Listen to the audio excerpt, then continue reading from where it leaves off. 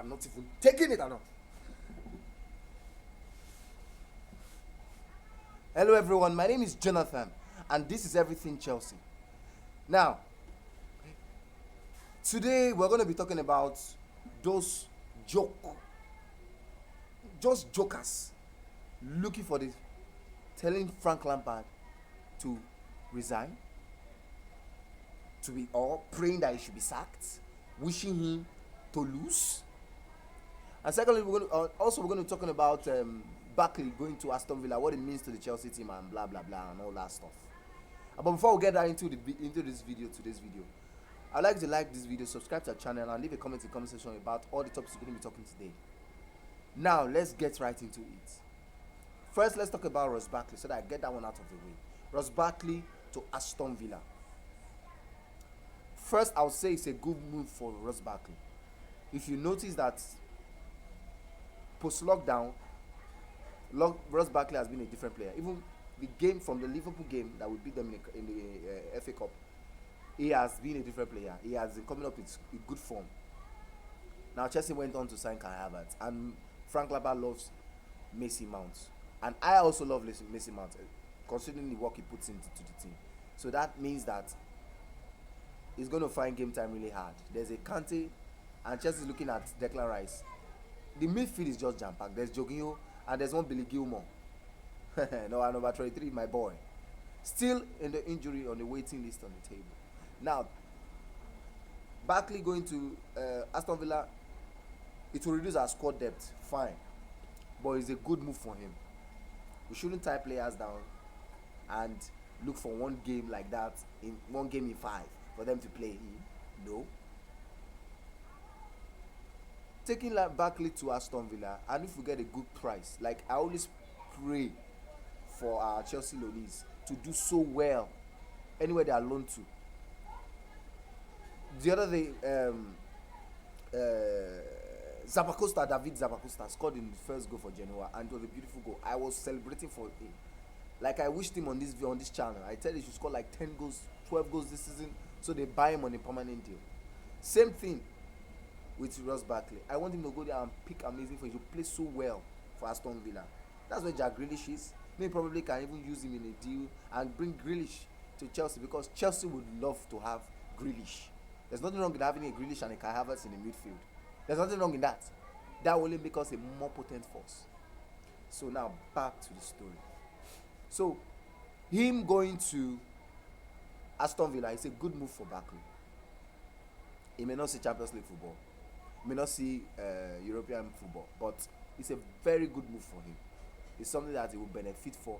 It's something that he will get enough game time. I don't, aside for Grealish, who will bench Barkley? Barkley will play alongside Grealish. So he will have enough game time there, and he will get that form, that Barkley of Everton. If only he can just rediscover that form, wow, it will be good for Chelsea. They will keep him for the next season. They will know that we just have to look at other midfielders that we are going to chop off. Are you with me?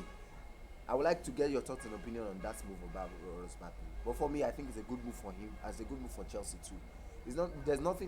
Why would you have the whole squad, and then October 5 is coming, that's the deadline for transfer? How would you have, in 4 days there will be no more transfers, the transfer window will be short? So why would you have a large squad? Because the Chelsea squad right now is so big. So let's walk down, let's stream them down, let's take Barkley on loan, let him go to Aston Villa to do well. I wish him all the luck, I wish him all the success, and I know he's going to do well at Aston Villa. He already started with a very good game in the Carabao Cup. And if he can play more, have more game time in the Premier League, have more game time in the Carabao Cup, have more game time in the FA Cup, I believe that Barkley is going to be good for it. Now, to the second story. Now, I don't know why some Chelsea fans, after just a loss, they'll be calling for the manager to be sacked. It's stupid, it's dumb. It's stupid and dumb. So, don't you think that the other team we are playing against, they want to win the match too? Okay, now hold on.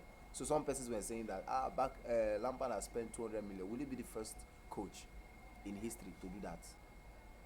Will he be the first coach in history to do that? Why won't he spend 200 million? Why won't he? And I want to ask you guys a question. The players that he has acquired, now you're going to tell me, are they worth it or not? The quality he has acquired or he has gathered in the team right now, are they worth it or not? Now I want to ask you another question. Are we going to benefit from these players on the long run? Now if you can answer those questions, if you say if yes is the answer to those questions, then if you are part of those people calling for Frank Lampard to be sacked, then you must be stupid. As far from the fact is one of the most decorated players in Chelsea, or the most successful player in Chelsea, aside from that fact, he understands the hunger, he understands the pressure, he understands the demands. I see Lampard as if Sir Alex Ferguson, somebody who will take Chelsea for a very long time. Yes, some of you want Terry. That's your business. At the moment we have Frank Lampard, I'm going to support Frank Lampard because I know that he has what it takes to succeed. He's a proven manager. That's your business. This is only his third year. 1 year with Derby County, 1 year at Chelsea. This is third year. And then you do not even know the nature of contract he signed with Chelsea. Frank Lampard is going to spend at least 3 years before he gets judged. The first season he did excellently well. Now this is the second season, the building season. It's the third season. If we are going to actually reap anything from this squad, it's from the third season. Although I have high hopes for this team. Whether he wants us, whether he's seeing it that way or not, whether he's being realistic or not, I'm being optimistic. I am pessimistically optimistic for this Chelsea squad. I know that this Chelsea squad can win a lot of laurels. They can win a lot of gold. All they just have to do is to play together for a long time without injuries. That brings me to the medic team. Medic team, the physiotherapist, the physical training team. Please stop, do something. Just get that right. What is Bayern Munich doing well that Chelsea ain't doing well? What is it that they are doing well at Bayern Munich that Chelsea is not doing well? That, for me, is the team that we should look at. How come their players stay fit all season long? How come their players look strong, powerful, so fit? What's it that they're doing there that we at Chelsea cannot adopt? What is it? So please, let's look into that fact and let us begin to reap the benefit.